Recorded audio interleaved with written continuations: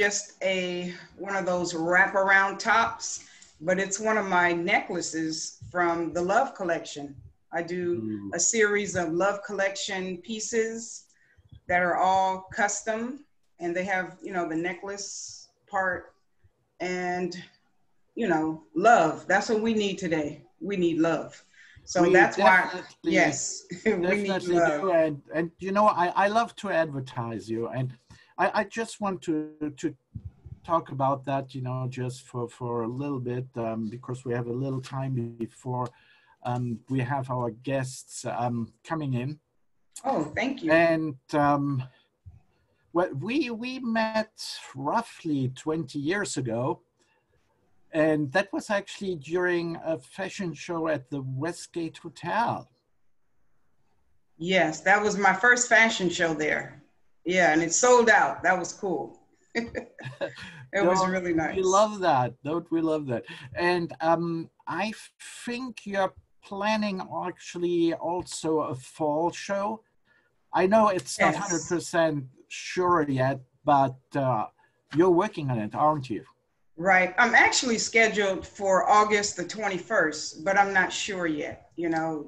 I'm still waiting to hear back to make sure that, it's a go. So, because it is my 10th anniversary. So Yeah. we really want to do it up, really big and, have a lot of people. So, and I'm very, cautious about, you know, how many people Well, we yeah, I mean, have there. I Yeah, understand. right about now. It's one So, of those. Well, anyhow, I'm mhm. very glad, to have met you then, Yes, me and too. that you did me the honor actually to be with me, on the show. It Hmm. was something that was very dear to me, and I couldn't think of a better co-host than you. Well, I really appreciate that because, you and I, we have been planning this show for quite some time. This wasn't an overnight thing. We've been planning this since September. So, and I was honored that you asked me. And this is something new for me, talk show host Liz Russell. Well, hey, it Well, sounds good. It's like fashion designer Liz Russell. yes. And when you think, it's razzle dazzle, actually, Right. I'm going to get actually um, our guests in, so that they don't feel lonely in the waiting room. All right. God, I love this. This is just great. This is And we're going to have actually who is already going to join us now is Antoinette Love Ransom, then yes. Wendy Roberts, and Carla Sanchez. All right. Hey, And I'm Antoinette. very, very happy, Hey, to Carla. Hey, welcome you, Wendy. my ladies. Oh my God, I feel so You're surrounded surrounded by here. beauty. I Yes. love it. I love it. And thank you for taking really the time out of your day, to join us here on the show. And with no further ado, actually, I just wanted to hand it to you, Liz, that you are actually introducing Antoinette. All right. So, hello again, Antoinette. Hey, how's everyone doing? Oh, it's going great. So, I want to introduce my friend, Antoinette Love Ransom. She is a brand influencer and a CBS Hollywood correspondent. She does many things and she's fabulous and she is just very talented. So, tell Aw. us a little bit about yourself, Antoinette. Well, first off, Liz, thanks for having me. You're so sweet. I love you. You're always thinking about me. Oh, that's cool. You're thinking but about me too. but what I am, I'm a freelance Hollywood correspondent. I correspond usually for CBS. I do award shows and red carpet events. But since the pandemic, I'm not interviewing celebrities face to face anymore. So, and I still do brand influencing. So, those of you that don't know, brand influencing is different than brand ambassador. Brand ambassador means that you're signed on with a company, you're promoting that company, and that's it. And they pay you a flat fee. Usually brand ambassadors are like $25, $30 an hour. I'm a brand influencer. So a company will pay me anywhere from $1,000 to $3,000 just to do a few social media posts. And then that's the end of my contract. And I kind of like brand influencing better because it pays better, it's short term, and I can keep it moving along with other clients. So that's what I'm doing now, in addition to working on a reality show. So yeah. All right. Well, Antoinette, since, we know that you have something, some wonderful news to talk about. Since the pandemic, how has that affected your upcoming show? Could you tell us a little bit about that? Sure. For those of you that don't know, I was doing a reality show for the OWN network. And it was a reality show. I can't tell you the title, but it was 5 strong, opinionated Black women. We're all over the age of 40, and we're going through some transition in our life, So each one of us are uniquely different, but we have a lot in common. So that's what the show's about. It's supposed to be uplifting, positive, and it's supposed to inspire people. And that's why the OWN network was so interested in it right off the bat, But we got into 2 episodes. We taped 2 episodes, and then the pandemic hit. And I got a call from producers on March 11th, March 12th. And they says, sorry to tell you this, Antoinette, but we have to stop production because we think we're going to be quarantined. Like the studios, Paramount, Warner Brothers, OWN network, everybody knew about the quarantine way before the public did. So they were getting emails about quarantine around February, the end of February. Okay. So, yeah. So then actually we started quarantine, what is the end of March? Was it March 24th or something like that? Right, a little bit. Yeah.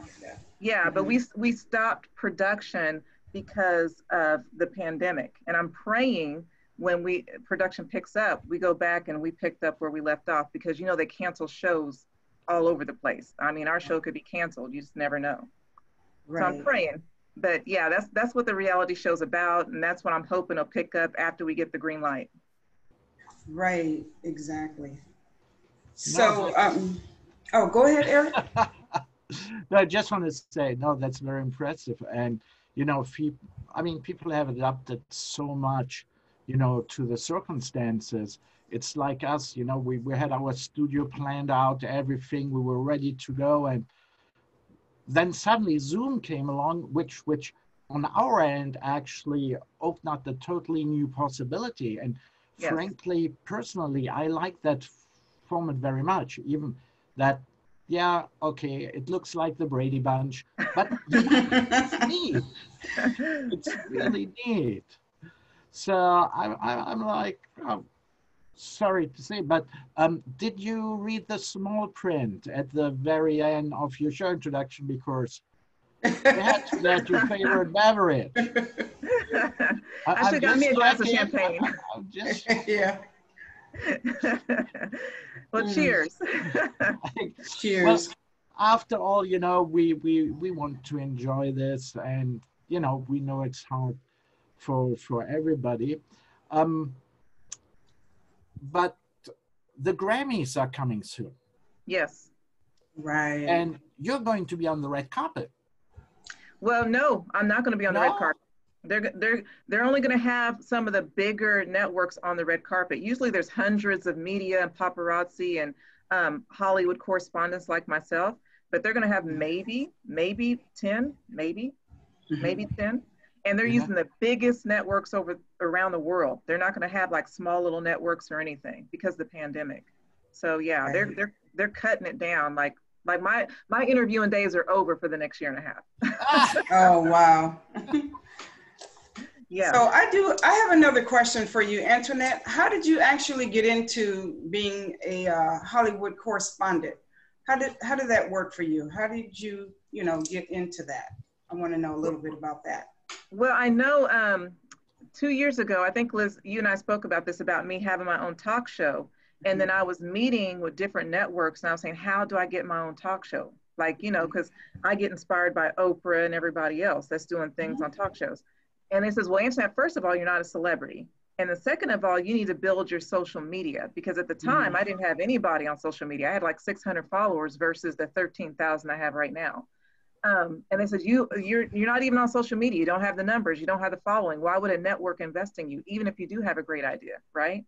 So I said, okay, this is 2 years ago, right after I had my son. I said, I got some work to do. So then I got the idea of start partnering and becoming brand influencers with companies and get more exposure, build my social media so the network could see that. Then right before the reality show, they were like, okay, she's out there, she's killing it. She's doing her work, she's doing what she's supposed to, she's ready. So, and I still got a lot of work to do. As you know, Liz, I've been interviewing celebrities and doing everything to kind of get myself out there. But I'm glad they did that, because now looking back 2 years ago, I really wasn't ready, but now I'm ready. I wasn't ready for a talk show then, but now I am, because I have better camera presence. I know how to speak. I don't get nervous in front of celebrities. It's different. Like, I can't explain it. It's just the confidence I have now. So now I'm ready. 2 years ago, they were right. I wasn't ready. So I'm ready now. All right. Definitely you are. Yeah, That's for sure. Yes. So could you tell us just a little bit about some of your sponsorships that you've had in the past that have, you know, brought you to where you are now? I would have to give a lot of thanks to Starbucks and Macy's. And they were the biggest ones that came on board. And they knew I didn't have the following, but they still believed in my talent. They were like, okay, this girl's persistent. She's photogenic. She has a look. I like the way she promotes our products. So they jumped on board, and they kept contacting me. Like, Antoinette, here, do this. So I had to give a big thanks to them, in addition to Mars Parachutes, which is a drone company. I don't know if you guys heard of Mars Parachutes, but they have all these big drones. They have drones big enough to transport a body. It's these big industrial drones. So I have to give a big thanks to Mars Parachutes, because they sponsored all my red carpets, like thousands of dollars that I couldn't afford. They did it. So thanks to them. And I'm missing a ton of people, Mac Makeup, Nordstrom's. I just signed a contract with Nordstrom's right before the pandemic to be their new brand influencer. And then they contacted me and told me we'll have to like wait 6 months to a year. So Nordstrom's, and there's a furniture place called Our House. I don't know if you guys know who that is, Our House. Really elite furniture place. UTC Shopping Center has been a big one. They've been in La Jolla. They've been a big supporter of what I do.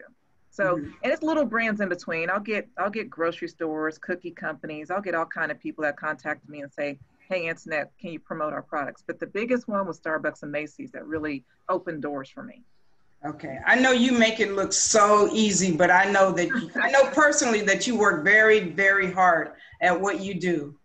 You work very hard at what you do. And tell them all, you know, to watch your interview here on our channel, you know, and to subscribe.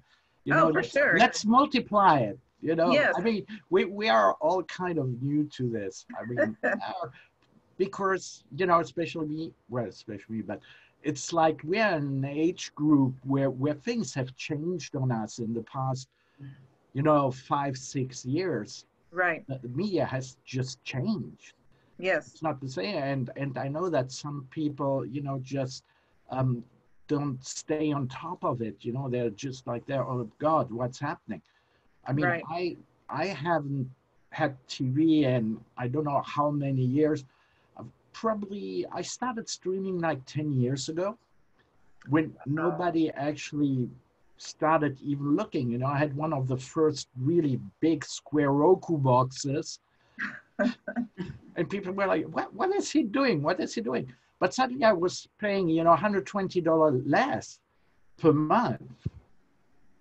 And I think that just now people are starting to realize what's happening. And I know the big networks are pretty impacted.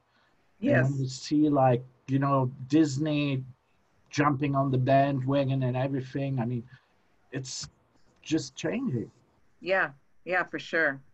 And this is a new normal, basically, the new normal. Right, it is.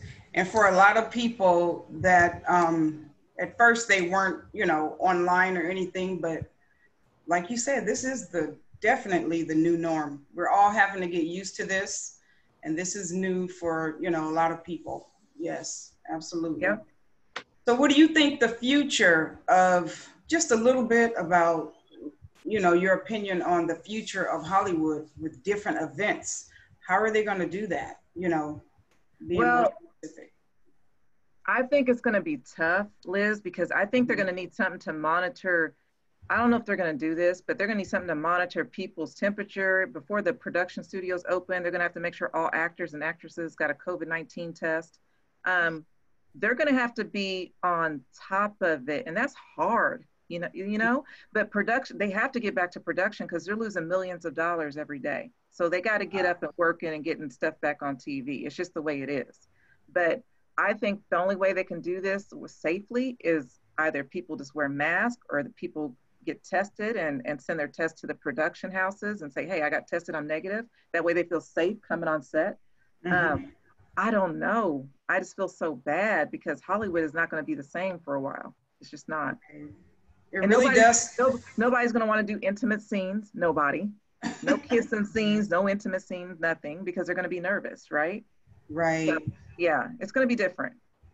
And it's going to change, there's a lot of people who are compassionate about what they do, but I think this pandemic has made a lot of people possibly change careers or change their mind, but you just really have to, stay focused and keep your eye on the prize and, knowing that this will, this too shall pass.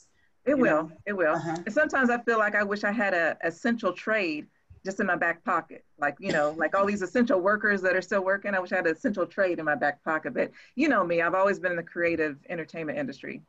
That's just who I am. Right. Oh, gosh. Well, with that, thank you so much. You're welcome. And please, you're so welcome, to stay on the show to the end if you feel like it. We have an open mic session, and I'm sure some questions are always coming up during the show. And I like this interacting actually between us, the host, and the guest asking themselves. So, but I know everybody has a busy schedule.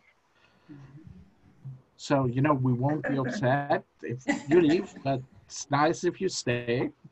Sure. And just quickly, I'm doing my self-serving thing as I introduce the wine of the week,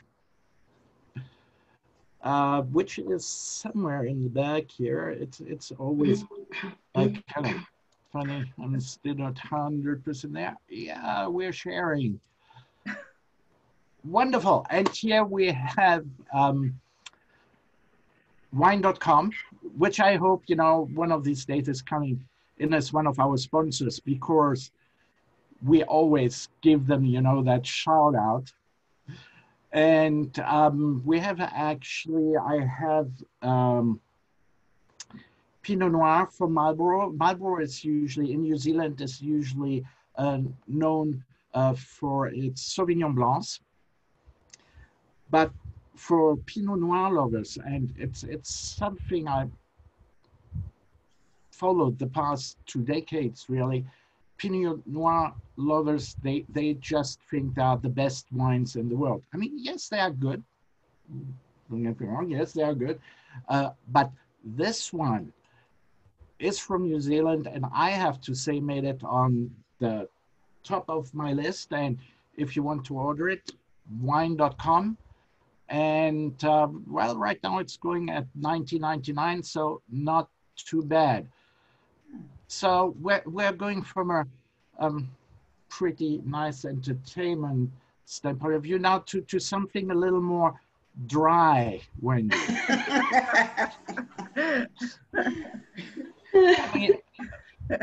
Wendy and I, we met actually at a brokerage training. We were both there, learning to do appraisal, going through the things. And that's where I learned, that she was one of the big players in the SBA market, which right now is pretty hot, as I understand.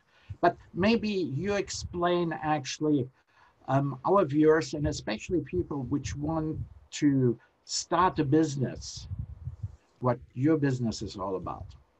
Sure. Well, thank you for that. And thank you for being on the show, both Eric and Liz. Thank you for the honor. Right. And I loved hearing the story about you. That's so awesome, Antoinette. That's lovely. Good for you. Success. We like women's stories, success stories. So I'll try to make this not dry, Eric. So, you know, financing can be a fun arena. Right now, we've had some wonderful opportunities with companies going through the COVID, obviously. There, you've heard about the PPP, which is the Paycheck Protection Program, and you've heard about the EIDL program, which is the Economic Injury Disaster Loan. But there's some other programs out there that are very, very good for consumers and for business owners. So one of those is what I've been asked to speak about today is the SBA loans.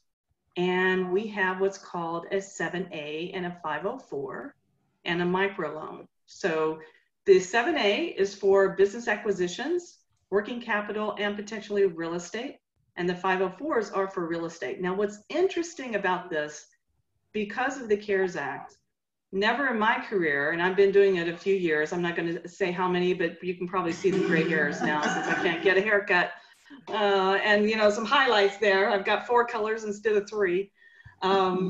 But it is actually wonderful. I've never seen this in the industry, that the government will actually make 6 months payments for you if you get a loan by September 27th. So I want to let that sink in for just a minute. Well, that's really around the corner.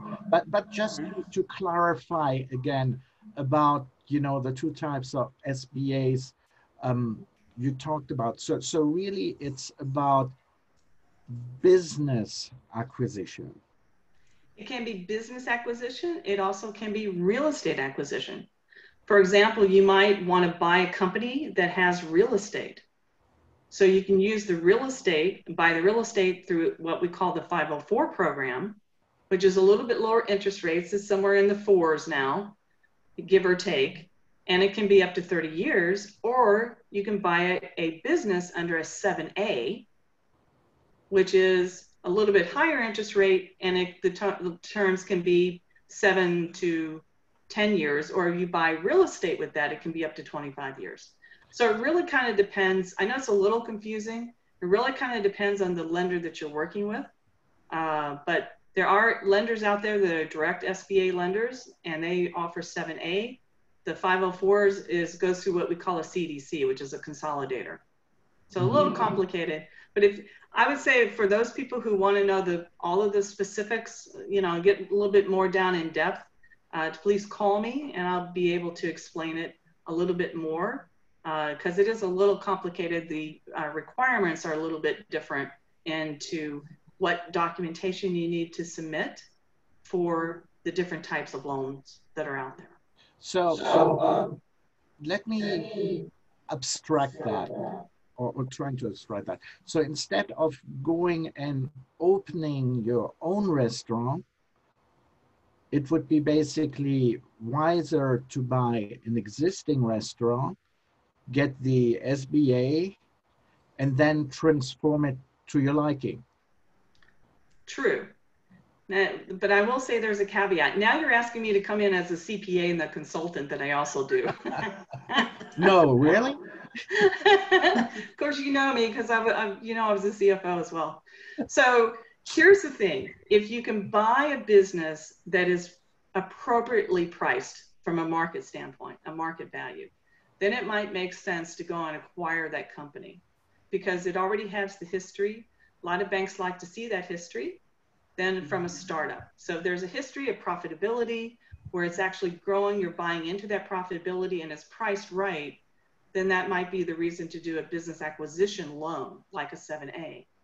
However, if you're starting up from scratch, it might be more advantageous to you instead of trying to rebuild a brand, to start a brand like we have our brand specialist here on the call here. It might be better to start it from scratch and do a 7A loan with a working capital or startup loan.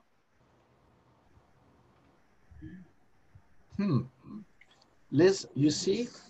Yes. That's what you need. Exactly. So, I mean, go ahead, Liz. Oh, no, I was just going to ask her one of the questions. She pretty much answered it. Some of the different documentations that you would need to be able to qualify. Mm-hmm. Yeah, Yes. Great question. Mm-hmm. So if you're buying an existing company, the lenders like to see at least 3 years of financials. or tax returns, and then of course the current year. You'll need a what we call a personal financial statement. So that's so they can judge, your wherewithal. If you're not able to make the payments through the company, you might have to personally guarantee it. The government likes to ask for personal guarantees. The way it works is that you might have to put a small down payment for a 7A, let's say 20%. Let's say $100,000, right? You might have to be required to put down 20%. Then the bank and the SBA split the difference. So the SBA is actually taking more of the risk. 60% of that 80% is the SBA. The rest of it is the bank. So the SBA usually asks you to do a guarantee in order to be able to make sure you got skin in the game. So that's why they require that. So of course, you're going to need your FICO score, and there might be some other other documentation that the lender would need. But all of that gets pulled together. We pull that together at what we call a loan package, and then we submit it to the lender, and then it goes into underwriting for approval. So it usually takes about 45 to 60 days to get an SBA loan on average. So how have you seen it, playing out right now, during this pandemic? Actually, I will say the PPP program probably slowed it up a little bit earlier in the game when it came out, but we're actually still seeing lenders doing 7A loans, especially around real estate. It's still pretty vibrant. There's still some market out there for funding. So it's not completely dead. So it is out there. There's obviously, unfortunately, there's going to be businesses that are not going to survive.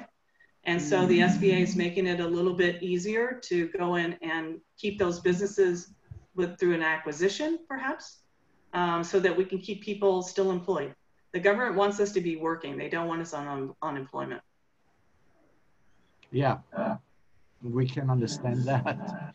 Yeah, exactly. But I do have to say that overall the government has actually reacted relatively fast. Yeah. And something really weird came up in a discussion just recently, because we are always talking about right, left, whatever, and whatever your preferences are. But guess what? Here we are with a relatively Republican government which did something actually very democratic, or some people would even say socialistic, the big S word. And I had to laugh about that because, why not owning a little socialism? There's nothing wrong with that. Yeah, that's cute. Well, I would say, dare you say socialism, right? I think we all, even in our economy, we still have a little bit of that, right? No matter if you want to term it socialism or managed programs, but, our society is out there. It works, right? We have a system that works. So, I think what's really important, though, for you and for all of your viewers to know is their money is out there. If they're having trouble getting the PPP, there are other sources.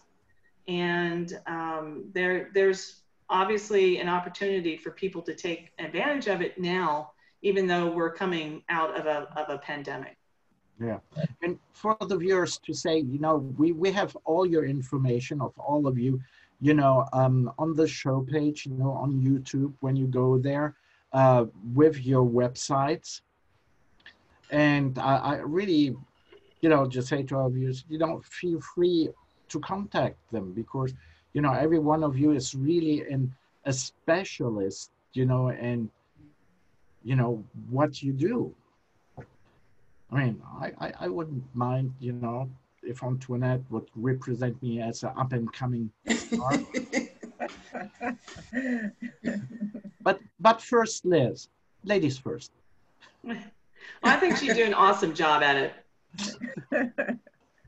Well, again, thank you for the opportunity. And if there's anything that I can do for anyone, please reach out. We give free consultation. to get people in the right direction. That's our objective, is to help the small business owner succeed. Yep. Okay. And I'm definitely going to be in touch. I'm going to be updating my business plan. I know that has a lot to do with whether, you know, you get the money or not. Yeah. Your business plan has to be really tight. So do you guys offer services to assist small businesses with? We have consulting services. It's through a different company called North Star Strategic Partners, but we offer various types of services, including CFO financial services, as well as marketing, HR, and operational services. Mm-hmm. I tell you, Wendy is covering it. Thank you, Eric. You're welcome, Wendy. And from there, you know, if we went through Antoinette, from Wendy, and everything is going to Fritz, then we have Carla to get us out of our social indictment. Hi, everyone. Good afternoon. Well said. Yes, please. All right, Carla. So today we have also joining us is Carla Sanchez. She is a licensed marriage and family therapist. Let's see, Reiki master teacher. Yeah. So you have a full plate. And Yes. I'd love to hear a little bit about you. So what drove you to your work, both as a therapist and an energy healer? And you could also tell a little bit about yourself. For sure. Yeah. So first of all, thank you for inviting me, Eric and Liz. I appreciate you thinking about me. I am a licensed therapist in Mexico. I have an undergrad. I graduated in 2008. And so the education in Mexico is a little bit different than in the States. So as soon as I graduated as an undergrad, I became a licensed therapist. So from 2008 until I joined my cohort for the MFT program, I practiced in Tijuana, or also known as TJ. And I had clients and I participated in different private practices. And then once I graduated in 2016 or so, I started practicing on this side of the border. So I do have a background in working with families in the juvenile court system, working with victims of human trafficking, sexual exploitation, and I am currently working with victims of sexual assault and intimate partner violence. So pretty heavy stuff. I've been in the field for quite some time, and in all honesty, I stumbled upon psychology just by accident. I wanted a career that didn't involve math. I for psychology, and I was like, that sounds like a good one. And as soon as I started my own therapy healing, I fell in love with it. I became just so infatuated with the fact that we can heal ourselves. There's people out there that can help us overcome so many difficulties, that I could become that person for a client. And you know, I just invested in my well-being for such a long time that I eventually was able to give back to the community as a professional clinician. And as I was going through that process, I want to say that it was when I started working with victims of human trafficking that I came across Reiki, that I started realizing the importance of addressing a human being as a mind, body, and soul entity. So holistic approach was automatically my thing. I started getting Reiki myself, and I started getting more invested in it and more curious about it, and I learned more about energy. Then I started noticing how many times my own clients would bring that up, you know, talking about how they might be attracting, you know, stuff, or the universe, or energy, or vibes from people. And I was able to utilize that with my clients when they were open to it. And I saw the power of both therapy and Reiki, and I'm in love with it. Like, I just want to work with everyone for anything related well-being and mental health and holistic approaches. And yeah, that's how I started it, and I love it. So Carla, sorry to interrupt. You're good. I'm a total novice here. Okay. You know, it's really the first time I heard about Reiki when I read your bio, and I was like, what is that? Yeah. You know, well, and especially there's that one picture, you know, where you have something like a tambourine and looks like, you know, reading it. And I was just starting all those pictures with native Indians running around and doing the dance. And sorry, I mean, that sounds very naive, but I understand what you're saying. Yeah. So I was just, what exactly is it? Yeah, for sure. That's a great question. So Reiki is a Japanese word that stands for universal energy.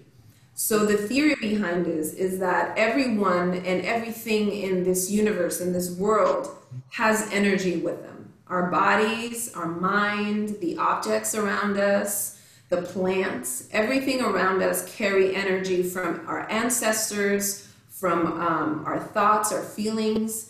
And so when I learned about Reiki, the thing that stood out the most was the fact that we ourselves can heal our energy with ourselves, with our own energy, with our own thoughts, with our own intention.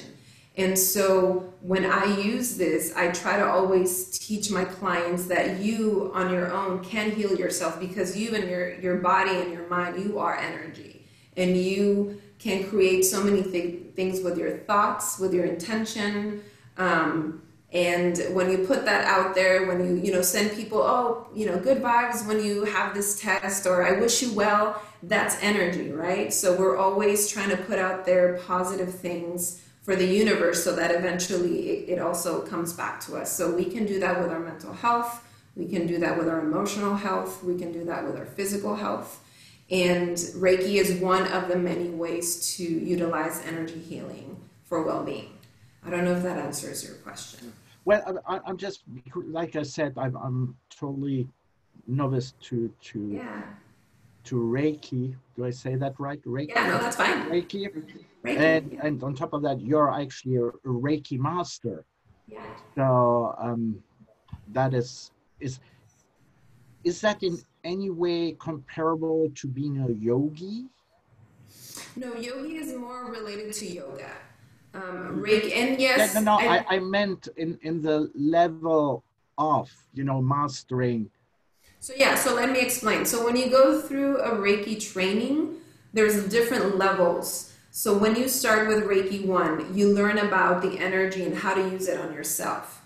When you use Reiki, when you are trained in Reiki 2 and 3, you learn how to use it with other people, where the chakras in your body are at. And I guess that's one thing that I missed explaining on Reiki. So the Reiki focuses on the different portals of your body, chakras we call them, of energy portals that live within your body that flow at a certain speed when you're balanced. When you're out of balance, some of them go faster, some of them go slower. And so what Reiki does is cleanse that energy, that bad energy or negative energy, and balances the chakra so you feel more balanced and more aligned, and you release some of that heaviness, either emotionally, physically, or mentally. Mm-hmm. And so on your Reiki level 2 and 3, you learn how to use that with others and also at a distance. You can also have remote healing sessions with clients, and a Reiki master teaching, training allows you to teach others. You have completed all the steps to teach others and do the attunement, which is also opening the portals of energy for people to use with their students as well. I don't know if that makes sense, if I'm explaining this. No, it's very interesting. People, turn off now, I think, to spiritual healing. Yes, absolutely. So I understand. It's very interesting, and it's an alternative. Right. Maybe first trying that before I go to Western medicine, because it's maybe more chemical imbalance related. Right. Yeah, and Reiki has become very popular, if you want to call it, in hospitals with cancer patients. So it helps with chronic pain. It helps with releasing energy, like I mentioned. It helps with just relaxation and mindfulness. And so it's being slowly integrated into medical approaches as a, like you said, alternative or holistic way of healing. So it's slowly getting there. Not a lot of people. You're not the only one that's never heard about it. So it's slowly getting there. Yeah. I think that's awesome. How long does it vary? How long are the sessions? How long do they go? And Reiki? Do you mind me asking, the Reiki sessions, do you mind me asking, like, what type of tools are used, or are there oils or? Yeah, for sure. Yeah. So for me, I always present it as a 60-minute session, but it's hardly 60 minutes. What happens is my way of working is I will sit with a client and I would assume that we've already spoken either on the phone or via text of why or what kind of drove you to seek Reiki, right? Just to get an idea, either just releasing or feeling out of whack, whatever the reason is. And so what we do is, we come into session, we check in, I provide a little bit of information about the chakras, or I have had clients just like Eric say, I just heard about it and I just want to try it. So I explain a little bit about it. Then I have a massage table where clients will lay down. It's not a massage, so you don't need to take off your clothes or anything. If you want to take off your shoes, that's fine. And what I do use is I use either sage or palo santo to clear and cleanse the space. And then I use oils for relaxation or healing purposes as well. So essential oils have a very healing, they're very potent when it comes to emotional healing. So I use that as well. And so what I do is I have the clients relax as much as possible and pay attention to either the emotions or the sensations they're experiencing in your body. And I try to move around in their body intuitively. So I usually start in the head and I try to go on their right and going down towards their feet and then coming back, right? Kind of like a circle. And I will spend more time on the parts of the body that I feel need cleansing the most. So I do consider myself an empath. So a lot of the times I will tap into, what you're feeling, what you're sensing. I've had beautiful experiences with past loved ones as well. So people that pass away. So I have been able to deliver messages, and almost my feedback is very focused on your well-being. So thinking, I thought about a word or an image of, are you having issues with your mom, or are you, neglecting your relationship with your dad, or how are you feeling on your hips? And, depending on the parts of your body and in my knowledge of bioenergetics or just information that I might be channeling, I check in with the client afterwards. So it usually does take like about 30 to 45 minutes. I do that, and then I wrap up, I close my session and we sit down and I give information, what I tapped into, what I sensed. And once that happens, I like to go first just so that I think it's more credible as opposed to you telling me what you felt and then I'd be like, oh yeah, I received that too. Right. I feel more comfortable when I say, let me speak first, and then you can confirm if it's true or not, or if it's something that you can relate to or identify with. And it's a wonderful experience, and it's even more beautiful to me when past loved ones visit and they deliver messages. It's, other tools that I use is I always try to tap into my own ancestors and my own spiritual beings that I know are with me, guiding me in the session. And, again, using Palo Santo, essential oils. I love cards. I don't know if you can see them. I have a few decks in the back that I use as tools. And it's not tarot. I'm not going to tell you what's going to happen in the future. But it's more of a tool of, words that might come up or messages that you actually pick the card and you know, it comes out and it tells you need to work on communication or you need to work on boundaries. So yeah, those are the tools that I use. And I get passionate about it, so if I'm taking too long, please. Right, that's okay. That's But wouldn't you all agree? I think that that's a gift. That's a gift that she has. I believe that's a gift.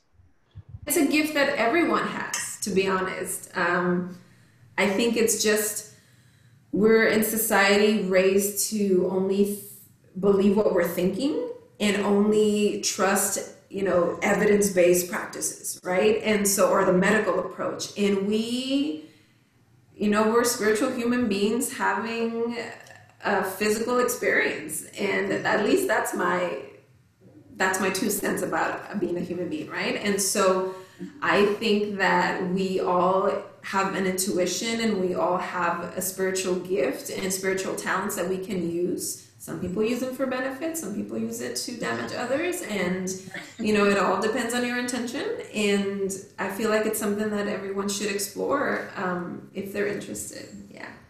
Right. Well, yeah, I mean, you know, it's all about open-mindedness and seeing, Absolutely. trying, does it work for me or doesn't Right. it work for me? You know, I Right. did try yoga, and believe me, it did not work for me. I was that guy that you hear in the back of the class, you know, It's where that little moan in the back, that painful. like, okay. But you know, but the other things worked. So you know, Yeah. I And that's a think, great point, Eric, because when I do my sessions, I try not to mix things, but I do use tools from both when clients are open, right? Mm-hmm. It's more of an opportunity for me to use my therapy skills in Reiki than for me to use Reiki in therapy, because those are two different things. And if a client in therapy is not open to talking about spirituality or spiritual gifts or alternative medicine, it's nothing. It's not like I'm gonna impose it. Like, I'm not gonna put that on them unless they bring it up, because it's not for everyone, right? okay, that's interesting. Well, So- you know, go ahead, Liz. I was going to say, how does someone request your services? Yeah, so I do have a private practice, and it is called Sana, which means heal in Spanish. So Sana Holistic Healing, you can find me on Instagram or sanaholistichealing.com, and you can click on contact. You can send me a message, you know, get sent to my email. I can email you back. Yeah, send me a direct message on Instagram and we can make things happen. Yeah. That's cool. Well, then I would open it up, you know, to open mic. Yeah. Our immigration lawyer has, well, you know, immigration right now is a really hot topic, and he warned me that it was a 50-50 here coming on the show. He's been getting calls from left, right, and center. We actually just spoke about a case that we wanted to speak about today, about a DACA recipient which actually participated in one of the peaceful demonstration, and she got arrested, and they want to actually lift her DACA status, you know, and deport her, which personally I think is not right, but we live in that weird world, you know, where right now we're in that gray zone. We don't even know what is right and what is wrong.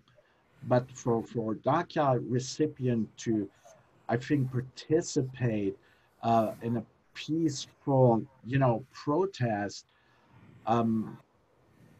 yeah, he should have that right. You know, that shouldn't be, but anyway, let's turn that page for right now. And let's go to our open mic. Do you have questions for each other or to us, please? Sure. Let's see. Yeah, I love when you look to the sky and go, let's see. Well, you know, I was going to ask, but the lawyer is not here. That was one of the questions I was going to ask him. If you're wearing a mask, how would they know? I mean, to come to you, to, you know, how would they even know to come to a person and figure that out, that, you know, Profile. I don't understand that one. Yeah. But you know, it's, what can you do? yeah. Okay. I have a question for Carla. Sure. So do you use Reiki in your consultation services when you're talking with in therapy, I guess? In therapy? So Yeah.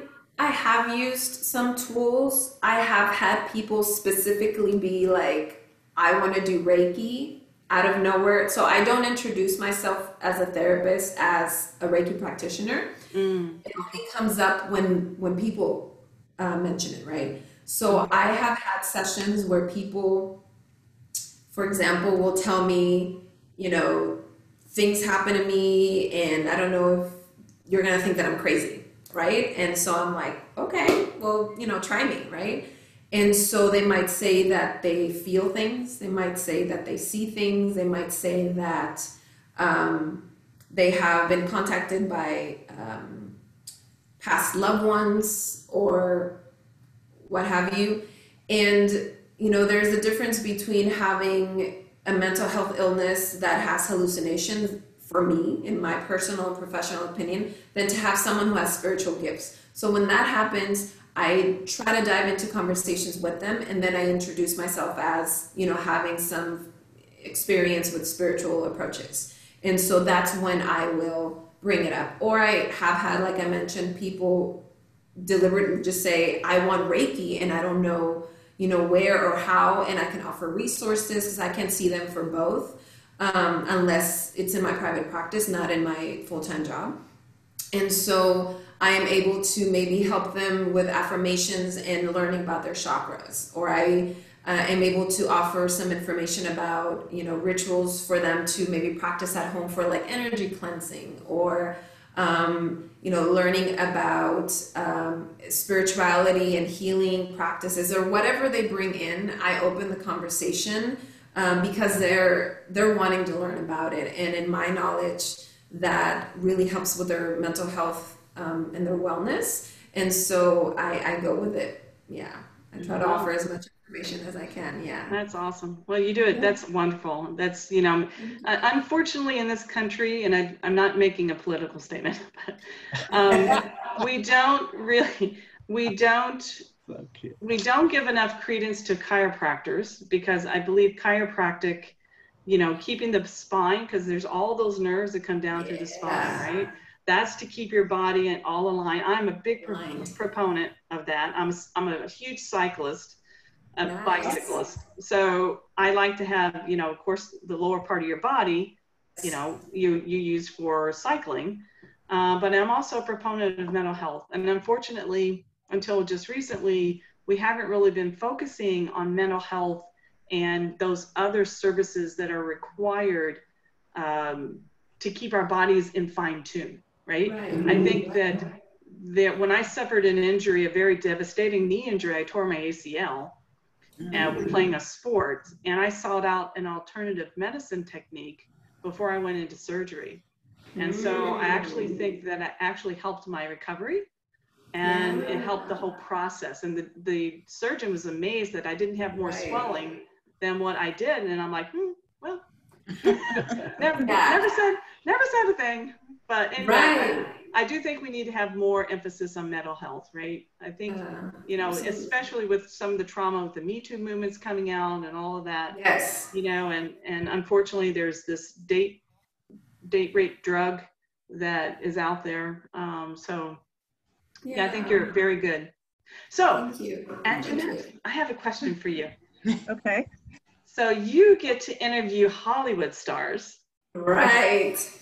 I want to know, which was your most fun, outrageous interview that you've had in your career? Oh, wow. Gosh, there's a couple. I would have to say Shaquille O'Neal. Oh, really? She was gonna say that. Wow. Yeah. Shaquille O'Neal, because You don't know, he's very, he has a great sense of humor. He likes to play jokes. He photobombed me like 3 or 4 times when I was talking to people, like making weird faces and doing this and stuff like that.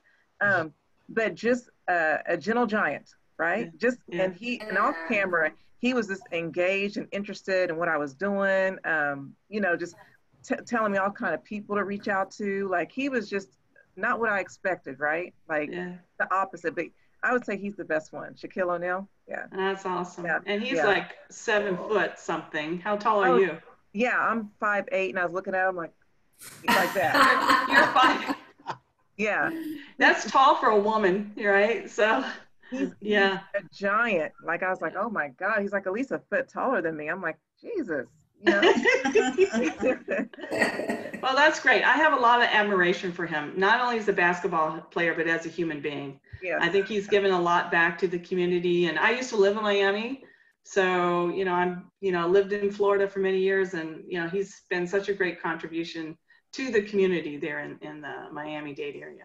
Yeah, he almost lost his son, so it humbled him a lot. So he's a lot different. Oh, wow. Yeah. But he really gives a lot, you know? Yeah. That's awesome. Well, thank you for sharing. Yeah, for sure. I have a lot of stories about interviewing people, but that's probably the one that stands out the most, you know? It sounds like there's a book in the making. Yeah, you know, my mom has said that to me because I've done so many things in my life. Like, you know, I've been a dancer before I tore my ACL, you know, and I've been commercial actress. I've been an insurance agent. I've been a broker. I've been a fashion designer. I've been a stylist. I've been everything, you know? So, awesome. Yeah, but what I enjoy most is pursuing my dreams of having my own talk show. That's what I want the most. Good for you. That is awesome. And I think you're going to get that dream. I just have a feeling. I know. I pray. I believe in prayer. I pray all the time. I'm like, oh my God, I can feel it. It's close. I just can't give up, you know? There you go. And not give up. You gotta save this interview and say that we know you. Yes. Right. Oh no. Well, you know, I have to say, coming from Europe, there's something that many people in Europe, and I say even in most countries, don't understand. You know, very often, I mean, like as a European, usually you have to make your mind up between you're 16 or 20 years old, what you're going to be when you're 50. And then you pursue. You know, you do your studies to do that, you do this to do that, and, you know, to go and then suddenly change your career is very, very unusual. I mean, even for me, I worked for 38 years in the hospitality business, and then, you know, I retired and then decided, oh my God, you know, I start doing real estate and business brokerage. That is something that is nearly impossible to do in any other country. I mean, yes, we have our problems. We have them. You know, they're there, and right now they're really exploding and flying around our face, but it's also, you know, a moment of reckoning. And I think that America has been very good in surmounting problems, and yeah, that's why I think we still have a very, very positive outlook into the future. And, you know, even when I met Wendy and we spoke, it was really about that energy. You know, you don't have to stop. You don't have to stop. You can just continue and do it. I feel sorry for people which lose that lust, you know, of wanting to live. And I hope that, you know, all of us in our own, you know, can contribute to that, you know, to bring those people back to, you know, this is not the end of your life. Right. You know, some people get discouraged. Well, yeah, but I think we all have those opportunities in our life to get discouraged. Right. It's just showing to people, you know, that no, you should not. And yes, life is damn hard. We all know that, you know, but then there's this rewarding moments which just, you know, you're like, oh, that's it. You know, we just live for that one moment, that minute of joy and fun. And yeah, I think that's what it's about. Mm-hmm. That's why we don't want to be a downer show. There enough out there. Yeah. You know, it's like, hey, look at the problems, see how to overcome them and not how they drown, you know, yourself. Yeah, and sometimes my English just goes to fritz. It's like, I understand what you're saying. thank you. Well, I cannot imagine the Eric and Lizz show being a dinner show. I'm just saying. Yeah. I love it. It's been quite interesting. Mm-hmm. Oh yeah. It has. Well, I have a question for you, Carla. Sure. Is that okay? Do you do couples? You know what? I haven't worked with couples in a long time. In my full-time job, we focus either on support groups or individual services, mainly because the couples are in an abusive relationship, right? So I haven't really done that in a long time.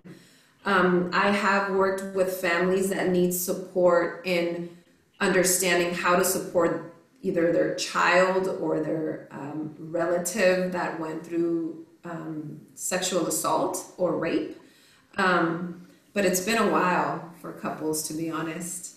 I don't even know what that looks like anymore. Yeah. Okay. But it's something that, you know, it can happen for sure. Liz, why? Did you have anything you wanted to share with us? Oh no, I was just asking her. I was just asking her if she did Reiki for, you know, for couples. You know how they do. Okay, so when you say couples, I think about therapy. Yes, but separate. Everything is individual. It's an individual process. Yeah. Okay. Yeah, that's what I meant. Mm-hmm. Yeah. You can come over anytime, Auntie. Okay. Oh, that's good. Well, is there anything else that anybody? Go ahead. I don't know if you know, Eric, but Mexico has the #1 Cabernet Sauvignon, since I saw you drinking wine, in the world right now, 2020, from Mexico. So you might want to try that on your wine collection. I can send you the information. Please do that. You know, I'm always very curious, and that's something that I totally holding on to. You know, it's the cooking part, which I love, and the wine pairing. Yeah. With it. So if you ever have an opportunity to go to the wineries in near Ensenada, Valle de Guadalupe. Yeah. Valle de Guadalupe. Right yeah. So that's some of the best wines right now. But I think the best wine, I just saw an article today or yesterday that there was a festival in France and they just named this Mexican wine as the best Cabernet in the world. Wow, that's fantastic. I remember it was like, oh gosh, don't let me lie. 30 years don't lie. 32 years ago, you know, when a Cabernet Sauvignon from Napa Valley, you know, got best wine, and I mean, they made a movie of it. Oh wow! It's well, people have to open up, and there are so many wines out there now, and unfortunately, I think winemaking has become more of a science. You know, before you had the vigneron, and he was basically a peasant who made wine. Now winemaking is really, you know, they had laboratories and blah blah blah, and you know, what have you. Yeah, it's okay, all good. I like it. Nice. Cheers to that, by the way. Cheers. Well, anything else? Go ahead, it's open mic now. It's the moment to ask. I actually have to get off. I'm sorry, but I have to go because I have to be somewhere at 6:30. So That's okay. Thank you know, so much, Antoinette. Remember, no problem. there's that person who has to leave the party first so everybody else can leave. Nice. But thank you so much. This was great. I really appreciate everyone's time. Thank you.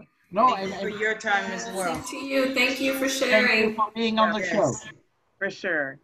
Have a good one. Okay, you too, Thank you, Antoinette. Thank you. Bye. Bye. Wendy, Carl, thank you so much. Thank you so much. It was Thank fun. Oh, you're welcome. I'll be in touch, Wendy. Okay. Okay, No problem. Carla. Give me a call. You too. Okay. Be safe. Bye-bye. Bye. See ya. Okay, bye-bye. Bye, everybody. Bye-bye.